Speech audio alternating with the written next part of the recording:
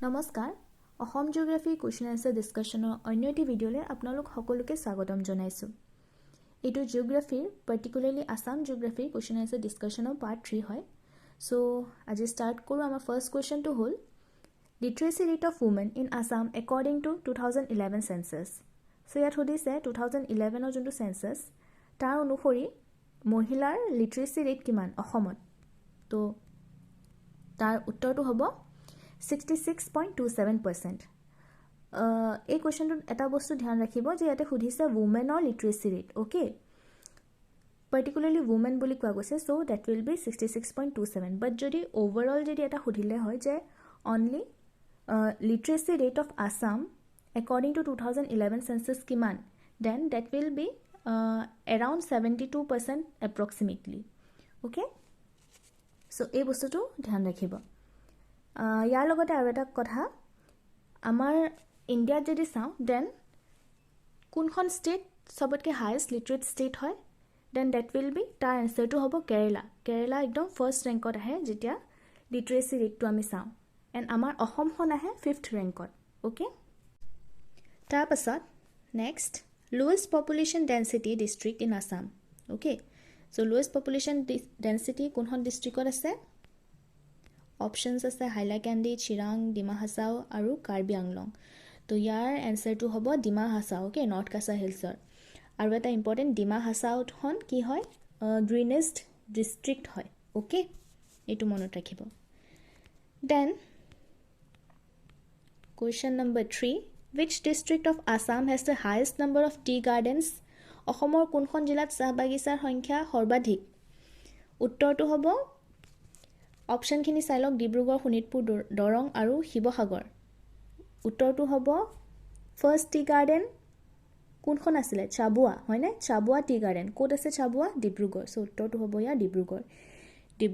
ডিব্ৰুগড়তে highest number of T gardens আছে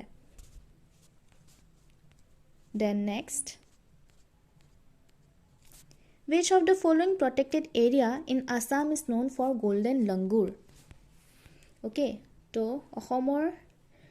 কোনখন protected area famous হয় golden languৰৰ কাৰণে সোণালী বান্দৰৰ কাৰণে অপশনস আছে নামেৰি নেশনাল পাৰ্ক দেন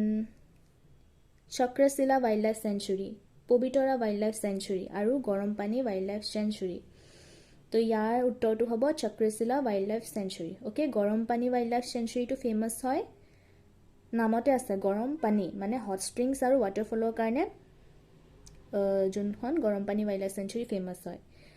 আৰু ওয়ান হৰ্ন ৰাইনোৰ কাৰণে ফেমাস হয় পবিতৰা ওকে আৰু গোল্ডেন লংগুৰৰ কাৰণে ফেমাস হয় সোণালী বান্দৰ পোৱা যায় মেইনলি কি Chakrashila wild life sanctuary then next question হল what is the population density of Assam per square kilometer okay population density per square kilometer অসমত কিমান 398 kilometer per square okay then question 6 the Brahmaputra river is almost dash kilometer long in Assam already part 1 ne 2 যোনটো question answer discussion of part 1 ne 2 আছিল তাত already discuss কৰাই গৈছে option খিনি হলো এবাৰ চাইলক 916 900 2400 আৰু 850 সো কোৱেশ্চনটো কিহৰ সুধিছে length of Brahmaputra in Assam অসমত হলে কিমান আছিল উত্তৰটো হ'ব 640 কিলোমিটাৰ ইন আসাম এটো অপশনত দিয়া নাই হলো ইয়া উত্তৰটো হ'ব 640 কিলোমিটাৰ আৰু যদি ইণ্ডিয়াত সুধে Brahmaputra length in India then that will be কিমান 916 কিলোমিটাৰটো আপুনি তাত দিব পাৰে but ইয়াতে সুধিছে আসাম সো অসমৰ কাৰণে 640 kilometre then next which of the following is not connected by border of Assam okay অসমৰ border লগত কোনখন কানেক্ট নাই অপশন কি কি আছে ভূটান অৰুণাচল প্ৰদেশ নাগালেণ্ড আৰু সিকিম এতিয়া অসমৰ মেপখন মনত কৰক কোনখন কানেক্ট নাই ভূটান হনটো কানেক্ট আছে অৰুণাচল প্ৰদেশো আছে নাগালেণ্ডো আছে সিকিমখন কানেক্ট নাই মাজত কি আছে ওয়েস্ট বেঙ্গল আহি যায় ওকে সো ইয়াৰ উত্তৰটো হ'ব Sikkim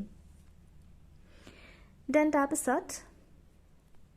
8 which of the following district of Assam does not have any international boundary with Bangladesh okay এটা কোনখন অসমৰ ডিস্ট্ৰিক্ট কৰ লগত মানে বাংলাদেশৰ লগত একো ইণ্টাৰনেশ্যনেল বাউণ্ডাৰী নাই অপশ্যনখিনি চাই লওক কাছাৰ হাইলাকান্দি কৰিমগঞ্জ আৰু ধুবুৰী তো ইয়াৰ উত্তৰটো হ'ব কি হাইলাকান্দি ঠিক আছে ধুবুৰী কাছাৰ কৰিমগঞ্জ আৰু সাউথ হালমাৰা এই চাৰিখন ডিষ্ট্ৰিক্টৰ অসমৰ ডিষ্ট্ৰিক্টৰ বাংলাদেশৰ লগত ইণ্টাৰনেশ্যনেল বাউণ্ডাৰী আছে ওকে সো বাকি থাকি গ'ল কোনখন হাইলাকান্দি সো হাইলাকান্দিটো ইয়াৰ এনসাৰ হ'ব then question number 9 the total number of administrative district in Assam তো অসমত টোটাল কিমান ডিস্ট্ৰিক্ট কিমান কেখন ডিস্ট্ৰিক্ট আছে 35 ওকে আগতে আছিল কিমান 31 চাৰিখন এড হৈছে সেই চাৰিখন কি বিশ্বনাথ হুজাই বজালি আৰু তামুলপুৰ চাৰিখন ৰিসেন্টলি এড হৈছে সো 31 ৰ পৰা গৈ প্লাই 35 হ'ল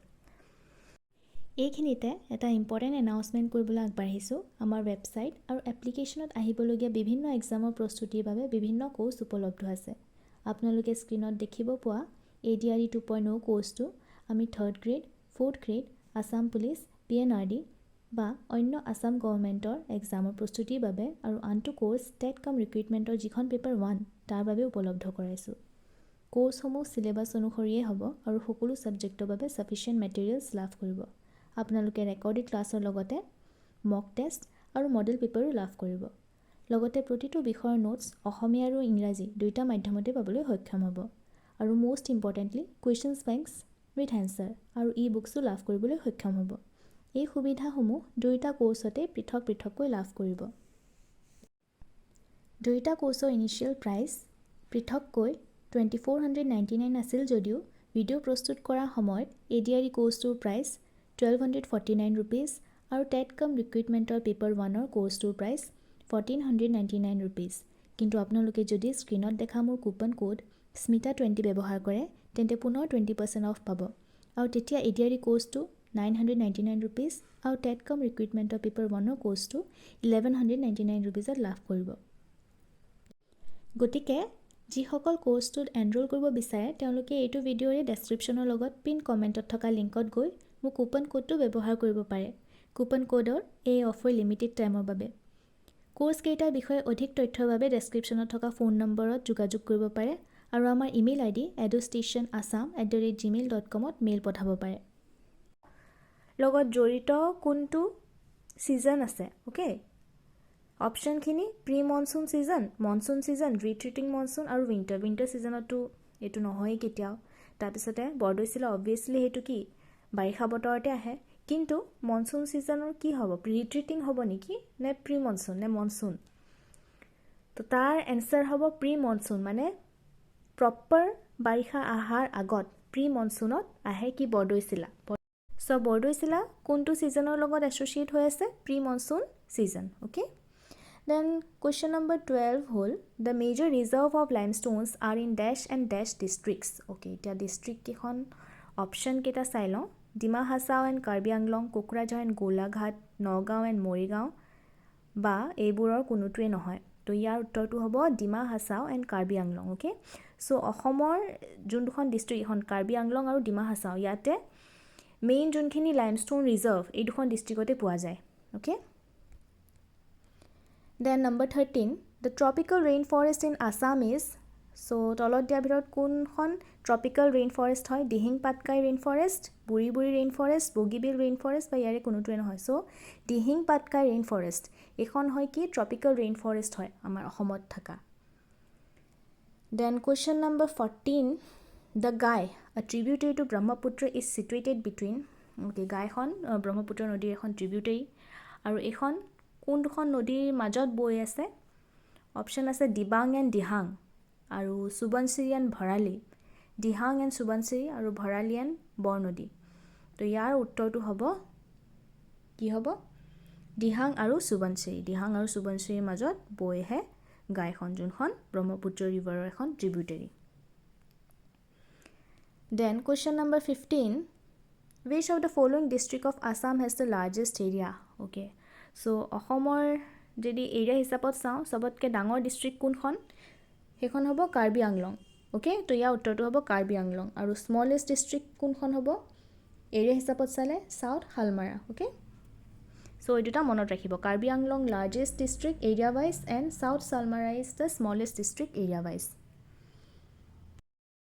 Question number 16 সুধিছে which of the following district of Assam does not come under the jurisdiction of BTC so তলত দিয়া ডিস্ট্ৰিক্টৰ ভিতৰত কোনখন BTCৰ আণ্ডাৰত নাহে so ফাৰ্ষ্টতে মই কৈ লওঁ BTC মানে বড়োলেণ্ড টেৰিটৰিয়েল কাউন্সিল তো BTC আণ্ডাৰত টোটেল 5খন ডিস্ট্ৰিক্ট আহে সেইকেইখন হ'ল কোকৰাঝাৰ বাক্সা চিৰাং উদালগুৰি আৰু ৰিসেন্টলি হোৱা ডিস্ট্ৰিক্টখন তামুলপুৰ ওকে সো এই 5খন ডিস্ট্ৰিক্ট BTC jurisdictionৰ আণ্ডাৰত আহে এটা তলত দিয়া কোনখন ডিস্ট্ৰিক্ট আছে যোনখন BTC আণ্ডাৰত নাহে সেইখন হ'ল বঙাইগাঁও ওকে বাকি কোকৰাঝাৰ উদালগুৰি আৰু চিৰাং এই তিনিখন BTC আণ্ডাৰত আহে সো ইয়াৰ এনসাৰটো হ'ব Bongaigaon Question number 17 Which of the following northeastern states share the longest boundary with Assam okay so তলত দিয়া northeastern state কেখনৰ ভিতৰত কোনখন ষ্টেটে longest interstate boundaries share কৰে অসমৰ লগত ওকে মিজোৰাম নাগালেণ্ড মেঘালয় আৰু অৰুণাচল প্ৰদেশ সো আমি কি জানো অসমে নিজৰ longest interstate boundary share কৰে কোনখন ষ্টেটৰ লগত ৱেষ্ট বেংগলৰ লগত বাট ৱেষ্ট বেংগলখন কি নৰ্থ ইষ্টাৰ্ণ ষ্টেট নহয় সেইখন হ'ল অকল ইষ্টাৰ্ণ ষ্টেট যদি আমি নৰ্থ ইষ্টাৰ্ণ ষ্টেট বুলি কওঁ দেন সবতকে লংগেষ্ট ইণ্টাৰষ্টেট বাউণ্ডাৰী শ্বেয়াৰ কৰিব অসমে মেঘালয়ৰ লগত ওকে আৰু সবতকে শৰ্টেষ্ট কাৰ লগত ত্ৰিপুৰাৰ লগত শ্বেয়াৰ কৰে অসমে সো ইয়াৰ উত্তৰটো হ'ব Meghalaya then question number 18 In which year the capital of Assam is shifted from Shillong to Dispur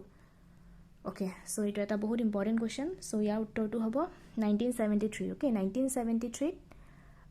ক্যাপিটেলখন শিলঙৰ পৰা দিছপুৰ শিফট কৰা গৈছিল Question number 19 Which of the following district of Assam has the lowest literacy rate okay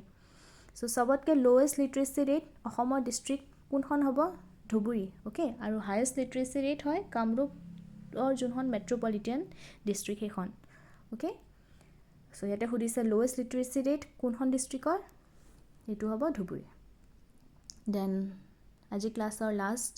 question number 20 Which of the following is the highest peak in Karbi Plateau or Mikir Hills okay এই কোৱেশ্চনটো already আমি discuss কৰিছো এই ক্লাছত তো ইয়াৰ উত্তৰটো কি হ'ব ডামবুকসু okay ডামবুকসুটো কি হয় কাৰ্বি প্লেটিউ বা মিকিৰ হিলছৰ হাইয়েষ্ট পিক হয় okay so আজিৰ ক্লাছটো ইমানেই আছিল নেক্সট ক্লাছত আমি আকৌ লগ পাম thank you and have a nice day